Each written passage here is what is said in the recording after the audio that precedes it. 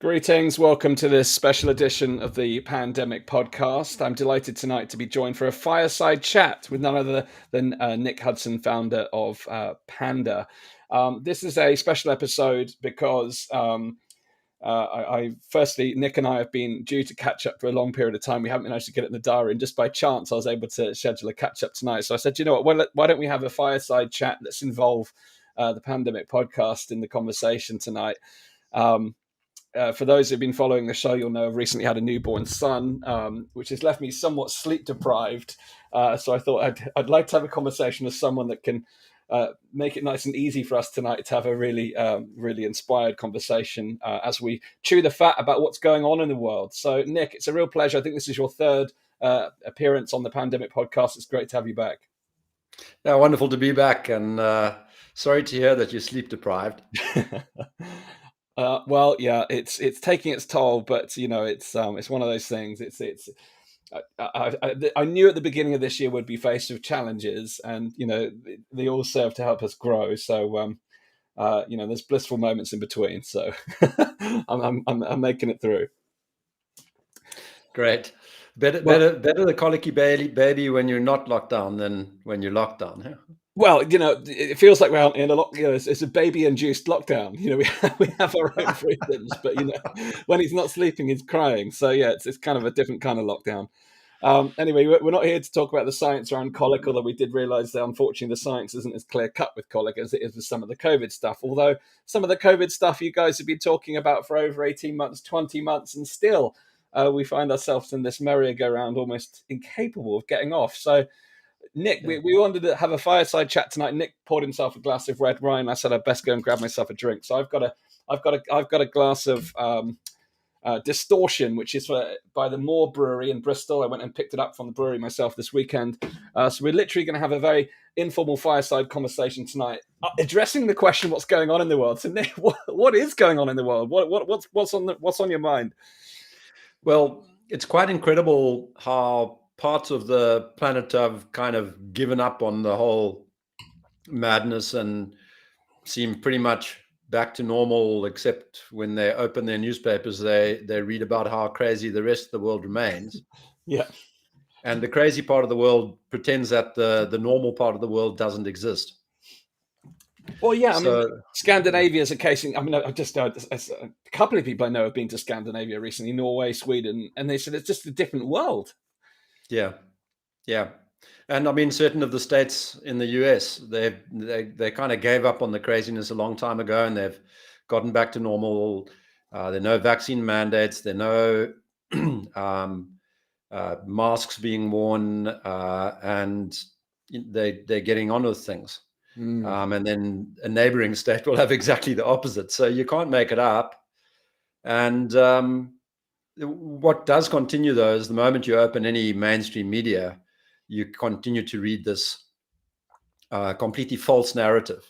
Yeah. And the biggest part of it right now for me, the one that's annoying because of its frequency, is the perpetuation of this completely bogus story that the vaccines will lead to herd immunity, that if you vaccinate a certain percentage of the population, you will bring the virus under control. And that's, of course, the motive for vaccine mandates and vaccine passports, but it's completely false. I mean, by the very mechanism of action of the vaccines, we don't expect that they will contribute much to herd immunity at all. And you have all the data coming out of Israel and the UK showing that, well, in the first part, this 95% efficacy story is a load of nonsense. And in the second case, that the infections are not brought under control, and they are proving what we kind of always knew, that is, to the extent that these vaccines are effective, they're effective in reducing the risk of the individual, which is wonderful if true for the vulnerable minority and completely inconsequential for the majority of the population for whom COVID presents negligible risk. And on the back of all of this, there's the continually avoided question of why the hell worry about vaccinating recovered people? It's complete nonsense. In fact, it looks like it actually worsens the breadth of their immunity. There are a couple of papers emerging now showing that you mess up the body's immune response when you put a vaccine on top of a recovery. So, the the story about mass vaccination and mandated vaccination and immunity passports is just a complete fabrication. It's just nonsense, and we are sitting with every scientist on the payroll of the vaccine stakeholders and big pharma, just trotting out this nonsense on day in and day out, and this nonsense being repeated by mainstream media, despite overwhelming evidence that this is a lark, and a very expensive one at that. Yeah, well, Nick, there's lots of things on unpack here. So first of all, within 5 minutes, we've already gone from 0 to bannable content on YouTube. With this, we might last the duration of the hour or the 50 minutes that we've got. But certainly, I think I'm done with not being banned. You can't. What I've established is it's not possible on social media to say anything that could be seen as deterring any individual from taking the vaccine, even if it's talking at an aggregate level. So now, first, there was this traditionally held assumption that vaccines are safe and effective, but that is then spilled over. I know a lot of there's people who have done the research that will question that assumption, but for there's this largely societally held assumption that they're safe and effective. Now, you said that to the effect that this idea that we're going to get herd immunity from vaccinations. What makes you, because I think, again, there's widespread belief based upon what we see in the media that that's what's going to happen, that we're going to get this herd immunity that induced from the vaccination. Why is that not going to happen? Well, I mean, to put it simply, the moment you're dealing with an injectable product as opposed to a nasal spray, your chances of developing mucosal immunity, which is what's required to prevent infection, have gone to more or less zero. Yeah. So the strategy of using injectable products was a mistake. Yeah. And there should never have been an expectation that the upper respiratory tract sentinel immunity that you would need in order to make a contribution to herd immunity and to provide protection against infection and not merely protection against development of severe symptoms or severe disease. The expectation was never there amongst anybody who understood the first thing about immunity and how it works in the case of respiratory viruses.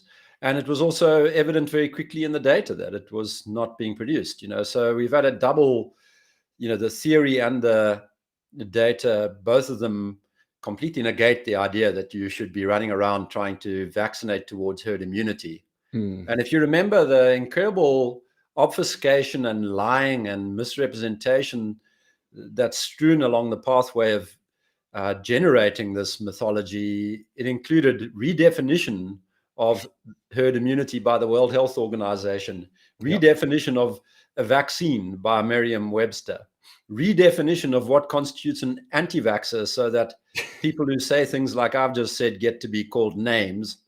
All of this redefinition of plain English speech is part of the grand complex of lies that we live with when we open a newspaper or turn on a television, which is why I recommend to people that they do neither.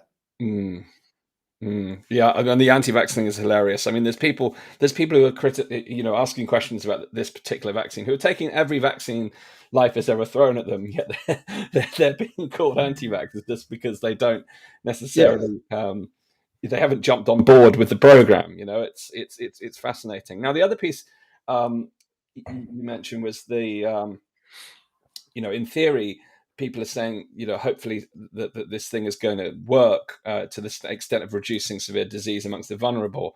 I'm skeptical in that front as well. We in Britain, I keep the cases have started ticking up again in the UK since mid-September, and the hospitalizations and deaths have been very slow to follow, but they are following.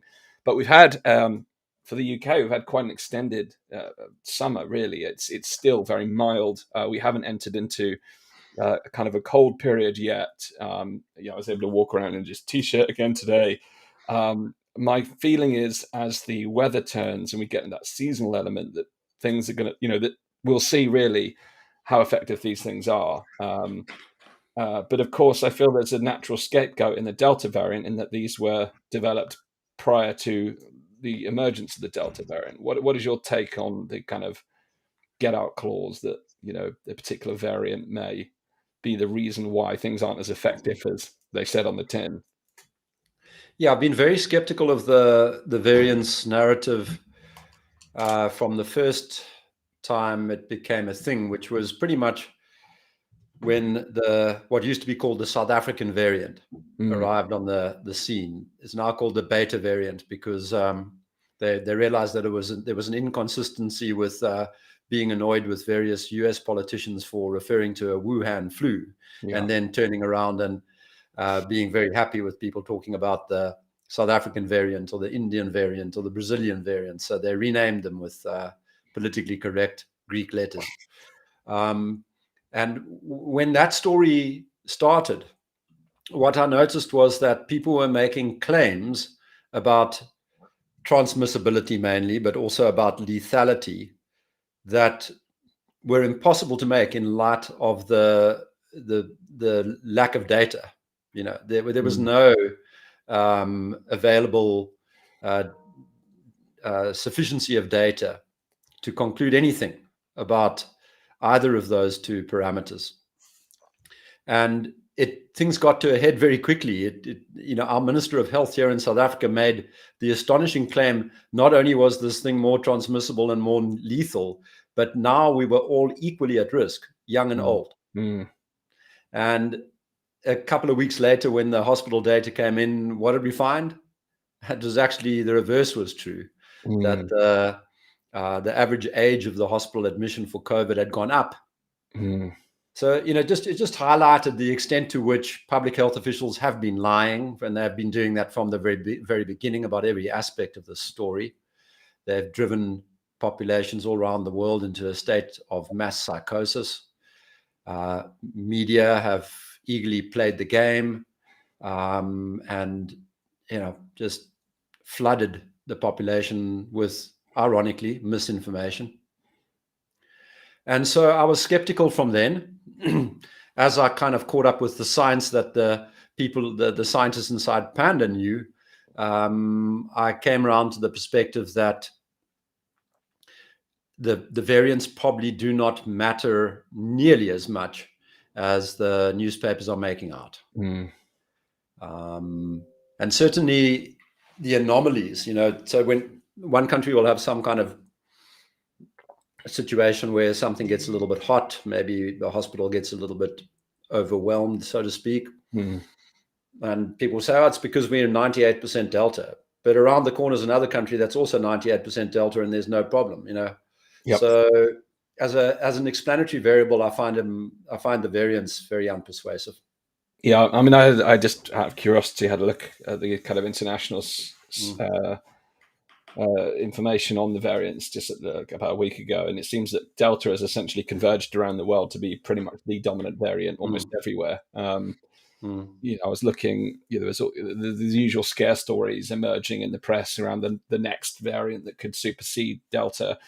I was looking for evidence around the world that was already happening. Now, some of the variants that were cited that could supersede Delta in various parts, particularly South America, had already been surpassed by Delta rather than the other way around. So, the things like Mu and these other, it was easier when they were they're labeled after the country.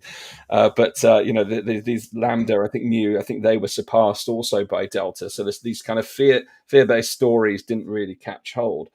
I was waiting for the day when they'd get to Omega and we'd have to call the whole thing off, But yeah, Dan, I mean, it's a clown world. There's no other term for it. It's a clown world. Whether we were talking lockdowns or masks or universal susceptibility or variants or vaccine-induced herd immunity. None of it was supported by any kind of science. And I mean, it's become quite comical. Panda puts out these articles, which a single article will have 60 references to scientific papers. And then some, conflicted, corrupted clown at a newspaper that didn't exist until yesterday, when it got an infusion of funding from George Soros and Bill Gates, turns around and accuses us of misinformation in a long screed that doesn't include a single reference to any underlying science. That's the state that we've gotten to. It's just just some name calling emerges. Yeah, I mean, linked to the back, off the back of that as well. I think we've got a massive situation. There's just the culling of any dissenting voice on social media now. Some of our shared connections and friends have seen their accounts. I was deplatformed off YouTube. We're back on, started again. Trying to work within the bounds just so we can have a conversation. But how have we entered? Because this is going to lead to a conversation about not only Dan, you cannot invite me to a fireside chat and ask me to do something that won't get banned on YouTube. It's just not allowed. Yes, Fireside, there's no rules, right? Yeah. My part of the world, that's considered rude. Yeah, well, otherwise I'm censoring us. Otherwise, I'm playing within the rules. I'm not here to play within the rules. But I am here to try and keep the conversation going.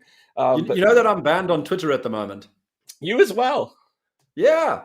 Oh man. And let me try and find it for you. I retweeted a video that had been doing the rounds. Thinking, well, if it hasn't been taken down, then obviously the standards have changed, or at least moved on to something else. And so I'm safe with this one. My mistake, however, was to choose the best line from the video. And I'm going to read it to you because it's quite a corker. I love this one. Just give me 1 second. Where is it? Say something while I find it. Here we go. Yeah, hit me. So it was a video of the great Denny Ranku.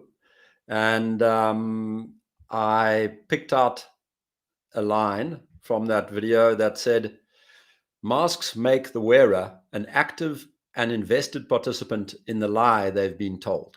And I thought it was a great line because, what we see from the Spy B revelations and from the German panic papers and the nudge unit in Toronto is that there was a very strong current of that these guys knew what they were doing. They knew that a cloth mask doesn't stop a aerosol-borne virus. Everybody knows that. But they also knew that they acted as a very good mechanism of maintaining an awareness that there was a deadly virus around. And so they used it as a psychological weapon. This was expressly the purpose of it.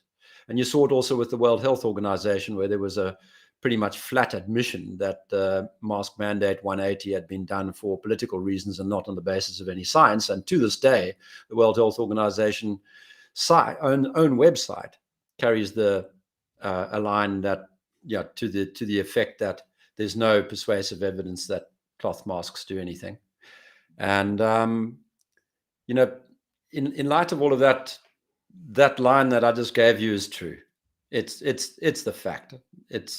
If you carry on wearing this thing, you become an active participant in a grand lie. Twitter, that got up their noses.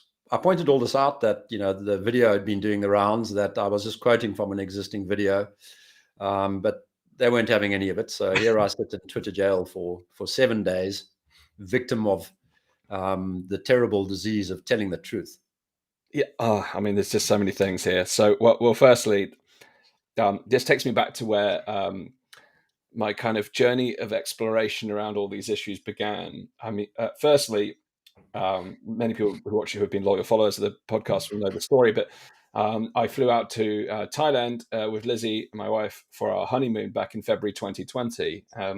And we'd seen the ripples of the kind of stories of COVID making its way around the news, but nothing like what followed.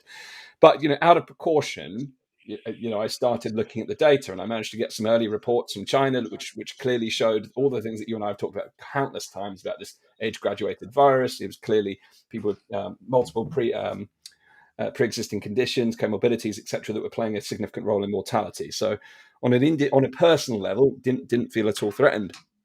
But nonetheless, when we were in the departure lounge at Heathrow, there were quite a few people already, and some of the signs had come up already by that point. There was quite a few, wash your hands signs that had made their way into the airport. But there were quite a few people sat in the departure lounge wearing masks, and this was new. I thought, wow, crikey! So I thought I better double check my information here. So found this cracking paper, which I cannot find now, but it's an incredible, detailed scientific exploration by what I think was the airline authority, one of the aviation authorities, which had gone to great lengths to explain exactly why wearing masks on an airplane is futile.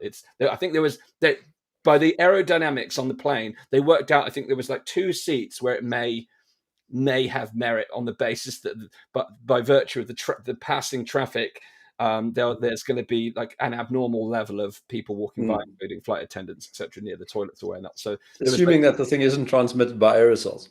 Well, yeah, all of those, yeah. So I mean, at that point, they made a very clear conclusion that masks on an airline were completely pointless. So then I sat back in my chair. I was like, "Cool, all good." And I wish I could find that paper because it was so solid. It was the level of detail that they explained. But I subsequently tried to find it. Of course, it's disappeared from the earth, much like your tweet. But a good friend of the show, David Thunder, who's a professor. He's an academic. He specializes. Member of Panda. He's a member of Panda as well. Specializes in cultural, social trends. He's been commenting throughout this piece from an academic point of view, and there he was deep. Not just in Twitter jail. I believe. I think he's just been taken down. I think he's struck off. And in the same day, several others were taken down. And to me, it was just like, crikey, the thought police are out in force today, and it just took me back to my teenage But this years. is a sign of desperation. Well, it totally. I mean, it they, took me. They know that the narrative is falling apart. It totally. But it winds me up no end. It's like we've been warned about this in the Brave New World, 1984. Orwell is like, but here we are living it every day. I have to pinch myself, thinking this is actually happening. I'm living and breathing through this. It's crazy. It is crazy. Yeah. Thank God I have a son to tell. When he's older. So I was there, and I wasn't one of the people who fell for the lie. But what the big question that everyone is always asking is why do you think this? Firstly, before we get into the bigger question, why are social media platforms taking such an aggressive stance, and what's led to what do they gain from playing this sinister role? Well, okay, so you want to start there? Well, yeah, I'm happy to start there. To segue right off the bat from the you being censored, me being deplatformed, and the various other people. What's okay?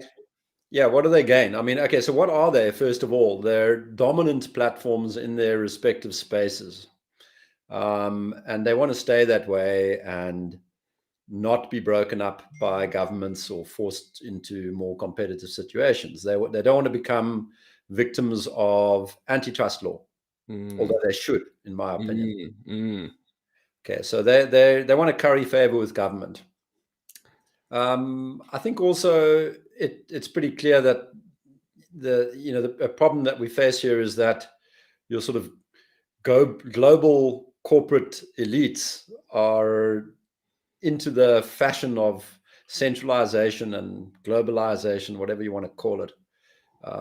They convince themselves of a long list of largely fabricated crises that must be solved at a global level, and that only people who are as clever as them can possibly solve, and the rest of us minions may not appreciate it. Therefore, we should just be silenced so that they can do what is good for us. I think this is a position that your average billionaire is susceptible to. Yep. Probably more susceptible than he is to coronavirus, but that kind of combination of borderline psychopath like Zuckerberg meets ownership of a monopoly institution, or at least an oligopoly institution, plus a desire to curry favor with government. And you create very ripe territory for totalitarian, authoritarian, tyrannical, censoring, free speech voiding behavior. Well, absolutely. Now, I mean, very early on, I found some of the law around digital communications, the fact that these platforms are supposed to be and defined as platforms, which means that they don't have an editorial function, or they shouldn't. And as such, they can't be held liable for the content that is placed upon their platforms, no matter how extreme. But more recently, of course, when you start to censor in this way, you do play the role of the publisher, because you are limiting free speech. Yeah. The argument that they are private companies keeps coming back as a retort, which is true. They are private companies, and technically they can do what they wish. But under these, not good enough. No, not good enough. Not good enough when you operate as a the digital law says that you operate as a platform, and that law is what that keeps them off the hook. If anything, if there's hate speech or anything that leads to harm on their platform. That argument is libertarians becoming victims of their own extremism,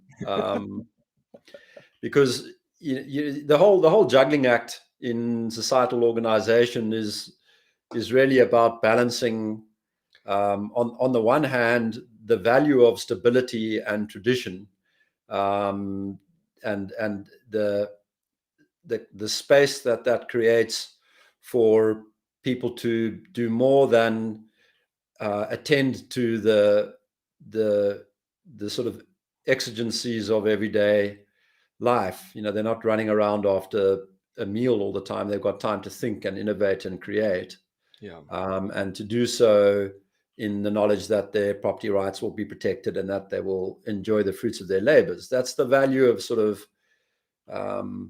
maintaining a status quo. The cost of maintaining a status quo is that hierarchies tend to ossify, and the people at the top of them find ever more ingenious ways to solidify their hold over their wealth and to expand it. And originally, democracy is this idea that floats in that says, okay, look, without this new system, it's $1 one vote, and I don't like my odds against a billionaire. So let's have this thing that says one man, one vote, and that sort of levels things out. But then what happens is the one vote becomes amenable to suasion by way of media dominance by the billionaire, which is what we've been seeing right now. The same people who are promoting the lockdowns and the mask madness and flogging the vaccines because they own the bloody things are also the people who exert control over media and public health institutions and regulatory authorities. And so you have this incredible degree of capture of all sorts of organs of society by the same old. And that the mechanisms of moderation of hierarchy have disappeared. So we're in authoritarian domain, and those of us of a liberal perspective are left nowhere. Yeah, I mean, there's two things on there. I've been reading it. Well, I've finished reading now. It's a fantastic book called Winners Take All by Anand Giridharadas. Talks about exactly what we're talking about here in this technocratic, paternal style social good. This idea of creating social good through these kind of technocrat organizations that the minions aren't qualified or capable of solving these problems, so we'll solve these problems, but always with a win-win scenario, which leads to the organizations and the individuals getting richer, getting more power. So they're always gaining from solving these problems. But as such, they never address the root cause, because the root cause would require confronting the fact that they are most likely the root cause of the problem. They have to confront the fact that they are probably creating the problems in the first place, whether that's in the space of a pandemic or in the situation with the climate or whatnot. They are usually the ones that are causing the damage, yet there they are with the solution and profiting off the upside of the solution as well as the cause in the first instance. But exactly what you said, it results in this centralization of power and control. The institutions, the mechanisms that would previously kind of limit the power of these kind of oligarchs have been bought by the very oligarchs. So there is no longer this protectionism. And I'm interested in your views on this, Nick, because in my view, I've interpreted the kind of policies that we've been subjected to, whether it's lockdowns, mask mandates, vaccine mandates, any of these legislation that's under emergency authorization. I've seen it as government overreach. I had a guest on the show, Beverly Turner, who said it felt like the government was in her house and she wanted to kick them out. Get out of my house. That they invaded so far. And I thought that's a wonderful metaphor, that you actually feel like your home has been invaded by the government. But on the flip side, I had this realization that actually it's usually governments that are responsible for curtailing the powers of these organizations through taxation and various other means, regulation and taxation. So on one hand, it feels like there's government overreach in terms of civilian life. But on the other hand, there's a lack of mechanism that actually curtails the power of these oligarchs who, by all intents and purposes, are now they are more powerful than governments. Yeah. I mean, I think it's a huge mistake that people make to rush off to one villain. There are people in the camp that this was all a sort of a Chinese affair, that they hoaxed the world into this new technique called lockdown. But that's patently not the case, because you can see, going back to the 1960s, various crackpots in the US military industrial complex advocating militaristic approaches to pandemics in contravention of all of the existing guidelines of the time.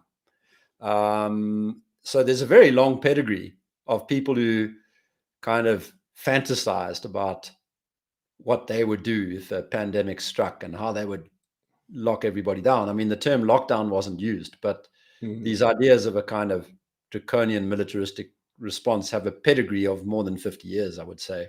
Yeah. And also the notion of educating a society to accept various authoritarian dispositions is also an old one. That's something you have to continually fight against. I mean, the syllabi in schools has degraded over sequential decades. Yeah. I look at the tripe that my children bring home, and the amount of time that I have to spend reversing the silliness that they get taught about any number of subjects. And it wasn't like that in my day, and somewhere, before that, it was probably better. I mean, we've created a population who are completely incompetent in the domain of critical thinking, whose heads are filled with all these postmodern ideas, or simply not filled by much other than, the gladiator, the sort of mass consumption, brainless trock that gets thrown out by Hollywood. And the series. I mean, I was just thinking the other day about the contrast between the intelligence and fun and stimulation of a series, a comedy, a sitcom like the Seinfeld, Jerry Seinfeld, with what I see my children watching today. There's kind of a decay towards entertainment as a distraction, as kind of a mesmerizing device. So what I'm getting at, sorry, I'm being very long-winded. Not that that's an infrequent error, but what I'm getting at is there isn't one cause. There's not a Rothschild or a Gates or a Fauci or a China or a Tedros or Bilderberg Group, Atlantic Council. There's not going to be a single villain in the story. I mean, they're all there and they're all wrong and they're all horrible. Don't get me wrong. Okay, but the background goes on for decades.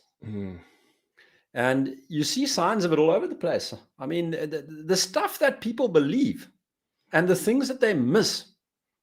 I mean, since the Gulf War and since Syria and since the Iraq, campaign, all of the stuff's, all of the axiomatic reasons for entering those conflicts have been completely dismantled. They have been shown to have not even the residue of truth. Yeah. And nobody sort of noticed that. At the time, it was all the drama, and the eyes were attached to CNN or whatever idiot outlet had replaced them for that particular campaign. And the eyes were attached to the conflict, and then kind of went away. And if there happened to be some emerging evidence that all of it was completely trumped up and nothing, nobody notices, nobody objects. It just goes by in the footnote in the newspaper, if you're lucky. I mean, the BBC apologized the other day for its role in producing fake news with respect to the Syria story. And it didn't get picked up anywhere else. Nobody repeated it. You had to be tapped into the network to find that out. So, I mean, how many of these fabrications have people swallowed? Plenty. Yeah. You can get a list of them, actually. There's a very handy list of all the fabricated crises. It's on the WEF's website. It's called the Annual Global Risk Survey or something like that, where they ask a bunch of people just like themselves to rank the biggest, most pressing crises that the world faces. And almost all of them are complete fabrications. There might be like a little smidgen of truth at the bottom and sort of a nubbin of truth at the bottom. But for the most part, the whole thing, each and every one of them is completely overblown. And of course, each of those problems only has one solution, and it requires global government and the United Nations and strategic development goals and a great reset and a fourth industrial revolution and a new normal. On they go, in the face of like a completely fabricated threat. Now, well, I mean, I am always looking to history for like indications and clues of where things like this have happened before. I mean, before I even go down that track, we did the lockdown summit together earlier this year under the banner of Question Everything, and literally since that term Question Everything, the team and I have discussed about where we go next with this. And it's almost, you're absolutely right. All of these crises that are listed here, you could apply that thinking to all of them to say, let's unravel the great yarn ball, which is the great mystery around all of these things to try and find the truth. It feels like a lifetime's plus of work. It's like, although wrapped up within all of this is the goal of transhumanism. So maybe if they're successful, then I can live forever and somehow unravel all of these problems. But I feel like anyone that gets too close to the truth is suicided. It's he disappeared no matter what. But before going off onto a complete rabbit hole with that, this point around manufactured crises, people not seeing it. How in history do we have a time where this has happened and before all of this and people have created an alternative that kind of combats the effect of this excess centralization, counterculture movements, revolutions? Have we seen in history a revolt that actually punctuates and pushes back against what we're seeing now? Because I think a lot of people tuning in right now, they're in the place where they can see what we see. The people who are watching this podcast, most of them get it. But how do we solve it? And does history tell us anything about how these things can be overcome? Well, I mean, the bad news is that if history tells us anything, it's that centralization and the attendant stasis and suffering that it induces is the norm, not the exception. It's almost easier to talk about the periods in time when something that looks more like subsidiarity or localism was prevalent. We can point to the city-states period in Greece, and a period of flourishing during the Middle Ages when, states more or less collapsed and smaller units duked it out in much more local settings. You can talk about very decentralized kind of responses or non-state responses to turgid and static oligarchies or monarchies, such as the Hanseatic League. And of course, you can look at the incredible process for a couple of 100 years, 300 odd years, of the post-industrial, post-French Revolution world and the Enlightenment. Yeah. Those are periods when things grew and new knowledge was created, and people were better off at the end of them than at the beginning. And when the process of decentralization, which permitted the evolutionary growth of knowledge, was brought to a halt, everything collapsed into horrid decay. Not that those things are overnight. I mean, if you look at what happens with the Roman Empire, so Julius Caesar and then more notably Augustus engineer ever increasing levels of centralization, and the empire grows in its geographic spread and the wealth continues to accrue, but then it collapses. It really well and truly collapses, and there are lots of people who these revisionist historians who try to persuade us that it was otherwise, that actually what came to replace it was much better in some bizarre notion of the world. I remember listening to a woman in an interview who was a specialist on the Roman Empire in the British Isles. And somebody challenged her and said, "But how do you know that that's decay? How do you know that that's a collapse?" And she said, "Well, I would have thought that the absence of hot and cold running water was a good measure of it." Right. Fairly simply put. Yes. And this time's no different. I was listening to Harari, I think it was this morning, making his usual range of mistakes. And he said this time's different because what computers do and the internet and everything is they enable us to gather information that Stalin didn't have. And so we've solved the problem. Now you can do centralized control much more effectively because you have more information. But that's completely wrong. It's got nothing to do with access to the information.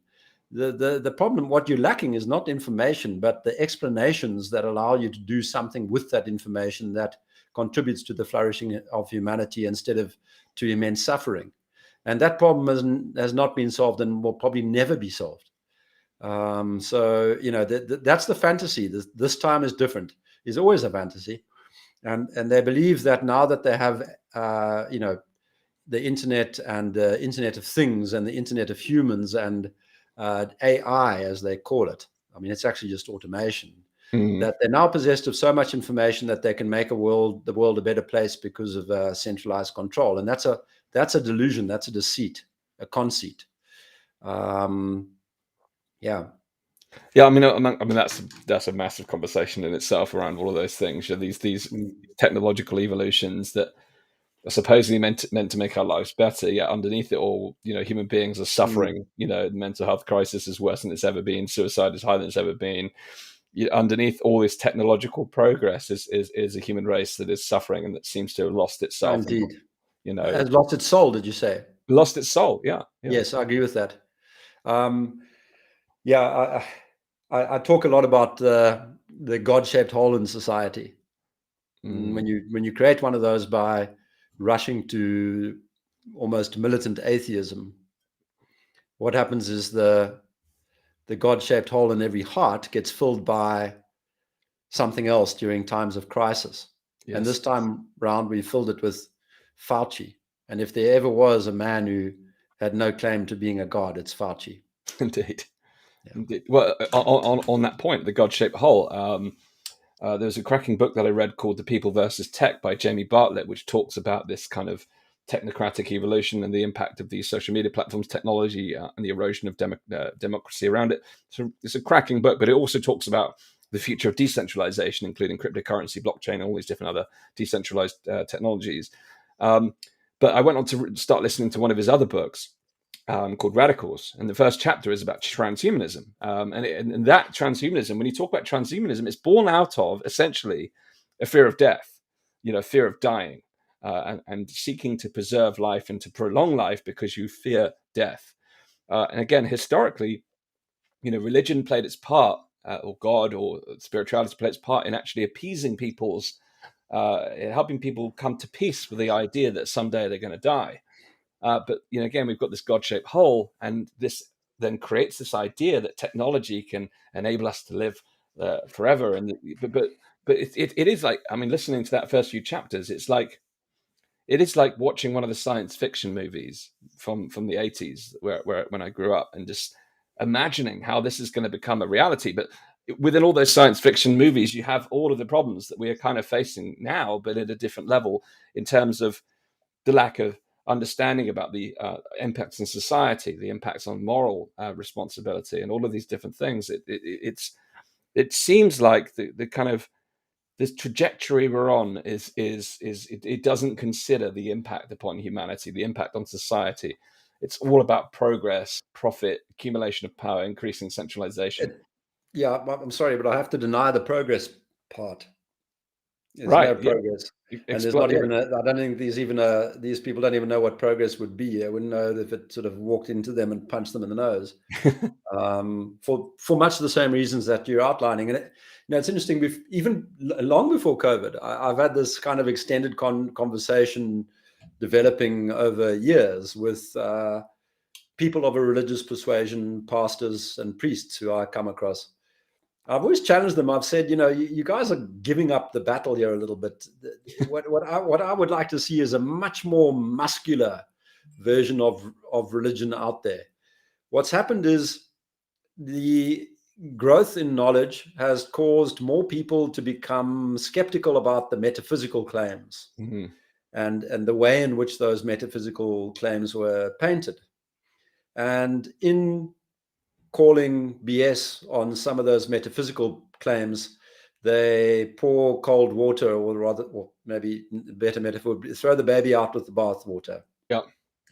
And all of the evolved traditions which were evolved to solve problems we probably weren't even aware needed solving, in ways that we will never be able to analytically describe.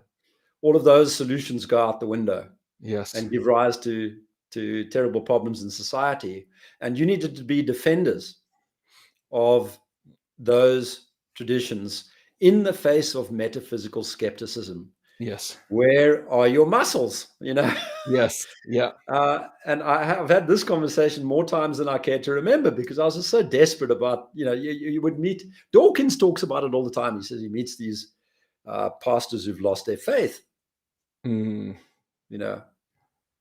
understand it. I mean, as a youngster, as a 16-year-old, I was a militant atheist.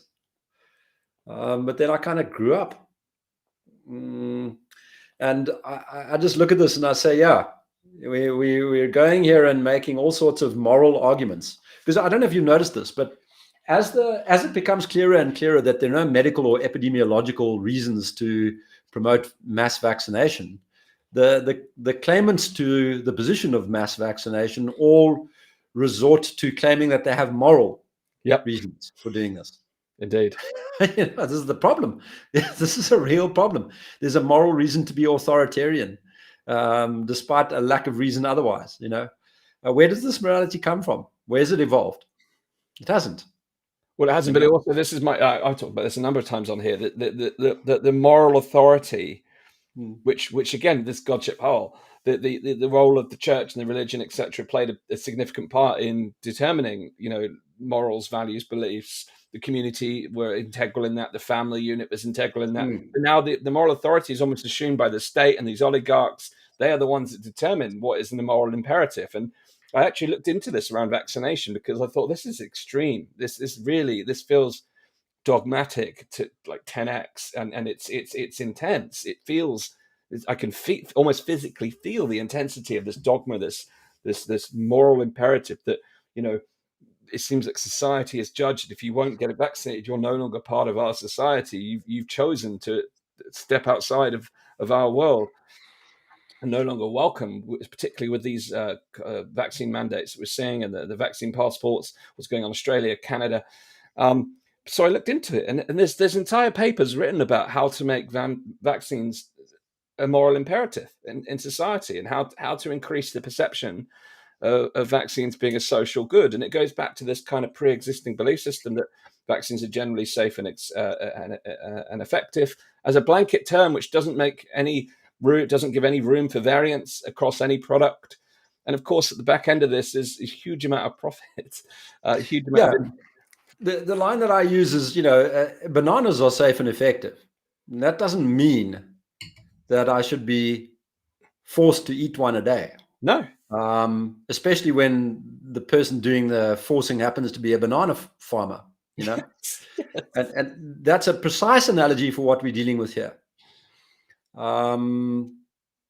It's a cult, and the little phrases like the moral, there's a moral prerogative in the interest of public health to sacrifice individual liberties and your pathetic freedoms, that kind of logic, Yes, yeah. Combined with these little linguistic hooks like safe and effective. They're safe and effective vaccine. All these little things are just signs of a cult at work. They aren't actually, And as I mentioned it earlier, where's this? None of these people refer to any underlying science or to any underlying reason. They just make these bland statements that are then sufficient to walk around telling other people what to do. Indeed. Well, so Nick, we're running out of time, but just we've run out of time. Yeah, we run out of time. So the last question I got for you, because Panda, I for me is they were one of the first organizations I came across that were talking sense. Yeah. You really focused on proper science, open scientific debate, and I know you've pushed really relentlessly over the course of the pandemic to be a continual voice of sense making around the science. But I get a sense that now, the scientific argument is almost secondary to what is needed. I mean, where are you at personally now with this? I know we've exchanged messages, but what do you see as a way out? It seems like the debate around science and data is futile. What do we need to change the trajectory here? Well, I mean, what Panda holds together is a value that a sense of value in human agency, and a belief that people are important, that individuals are important. Yes. That there's a spirit that will eventually win the day against these profoundly evil, dark, I even use the word demonic forces. And I think that that never leaves the organization, which is why it's been kind of a stable and cohesive thing, even though it's attacked all the time by forces much bigger than it is. Twitter, censors and such. Yeah. So I never lose that hope and that feeling of engagement. It's been, if nothing else, a very interesting time. And there's certainly a lot more sense going on in the Panda universe than there is in the outside world. And I think it's just a matter of time. It's not going to be over in a day. I actually see it as there's a war to be fought for the rest of our lives, an information war.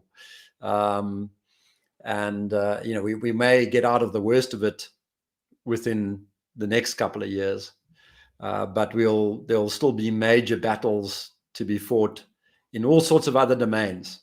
All these other fabricated crises will produce other bouts of irrationality and craziness that have to be addressed. And we're pushing back against a very complex web lies and deceit. Indeed. Well, it feels like this whole situation for me has laid out a life path for me. Yes. I can't live in a world which is just full of such integrity is so high for me as a value Yeah. that I can't live. Well, I would just say approach it without anxiety. Yes. Just having made that insight, that decision, is a license to you to sleep well at night. Indeed. That's a very great distinction, actually. I think for everyone at home, that's a perfect distinction, because actually it does come with anxiety, because we're at the effect of it. We aren't we aren't at the cause element. We're at the effect of what's going on. So when your eyes are open and you can see clearly what's happening, it becomes, it does come with a weight. But actually, it's not on any one of our shoulders to carry that weight. To me, it's a point where we've had over 900 people watching live at one point during this, if not more, across all the platforms. People who are in alignment with our way of thinking, who recognize that there's a change to be made. And what excites me is recognizing every single day that there are more and more people coming around to that way of thinking. And to me, I look to history, I do see counterculture movements that come forward and are integral in driving change. And I feel like there is no better place to spend my time other than being part of that counterculture movement to create the shift in the world that we need to see. Yeah, I totally agree with you. And I guess my message to the 900 out there would be just to concentrate on keeping an even keel and avoiding the temptation that people who feel desperate in the face of this overwhelming insanity can fall for. The tendency to go down rabbit holes and to try and find a arch villain and a scapegoat and so on. Just keep it calm. Be the voice of reason. Be the balanced individual. Model the behavior of somebody that you yourself would like to emulate. And if you really think about it, that won't be a person who believes that Klaus Schwab is killing us all with chemtrails or something like that. Just keep it calm. Remember that the world's complex and there isn't one answer to this kind of complicated problem. There are lots of factors. So avoid the rabbit holes. Rather call out the nonsense than create nonsense of our own, would be my message, That's a fantastic message. In fact, Nick, if we hadn't spoken tonight, I would have spoken into that very subject, because people are becoming disempowered by that type of thinking. And, I love that relaxed sense of, well, we can see what's happening. We're going to navigate it. We'll continue to sense make. We're going to keep our feet firmly on the floor. We're not going to, fall through the floorboard, so to speak. And we're going to carve our own path and drive towards the truth. Wonderful, Dan, and thank you so much. I mean, from the very beginning, Pandemic Podcast and the Question Everything Summit, it's been remarkable work and a testament to what's a small handful of individuals can do and to punch so far above their weight. So thank you very much. Thank you. Likewise, Nick. And for those of you who haven't checked out Panda before, please do check out all the work that Nick and his team do at pandata.org. The link is on the screen. We've put it in the chat as we've gone through. There's so many great resources out there for you. Panda, just lastly in closing, I know we're over time, but you've been putting out some fantastic kind of like short bites of information. Can you just very briefly tell us where people can find that? Yeah, I mean, a good place to pick them up where they went out recently would be our Telegram channel, Panda, Pandemics Data and Analytics, I think it's called. They've been out on Twitter, although I wouldn't have been able to see them. They can also, they're all available on our website. I mean, I've heard the other day people are downloading them and starting to print them out and put them up on bus stops and lampposts and on windows to cover up the no vax signs, no unvaxxed signs on shops and that kind of thing. Now, of course, we would never do any defacing of public buildings, but the fact that people are feeling motivated enough to go to the trouble of doing all of that tells you something about how important those messages are to them. And that's great. Also, the attention that's been given to them as these pedants out there try to fault you on the comma and the full stop, or try and argue that your 0.15% should be 0.17, as if that is actually making a point instead of missing the point entirely. So they're doing really well, and we're going to have to find ways to communicate like that because of the shutdown on social media. But you know what? people are going to get tired of the nonsense of Twitter and Facebook, and they're going to see through it all, and Indeed, they are. we'll get Well, there in Nick, other it's been an means. absolute pleasure having you on this evening impromptu fireside chat. Great to catch Yeah. up. We must catch up properly. It's lovely. I was Lovely. talking too much. I didn't even finish my glass of wine. There you go. I didn't finish my Well, thank you to our audience as well who are here tonight in this fireside chat. One of the first of this kind, just an informal discussion about what's going on in the world. Perhaps we'll do some more of these. Perhaps we'll just invite other guests to just share their views on what's happening, because as we make sense of everything that's happening in the world, all of us are trying to find our way through what's happening. There are some great guides out there like Nick and the team at Panda that can help us make sense of many parts of this. So, Nick, thank you so much for being here tonight. It's great to see you again. Look forward to catching up again. And thanks to all our audience who are with us. Last call to action. If you haven't done so already, just take 1 minute of your time, please, to go to danjgregory.com/pandemic. Join our mailing list. If content like this does get censored, then we can still send you the videos. We can still send you the content. So please join our mailing list. We've had nearly 10 million views now across all of our channels. So please, we certainly don't have 10 million subscribers. So if you join our mailing list, you can make sure you're always able to access these powerful conversations. So it's danjgregory.com/pandemic. Thanks again to Nick, and thank to you at home. And we'll see you again tomorrow evening for our next session on the Pandemic podcast.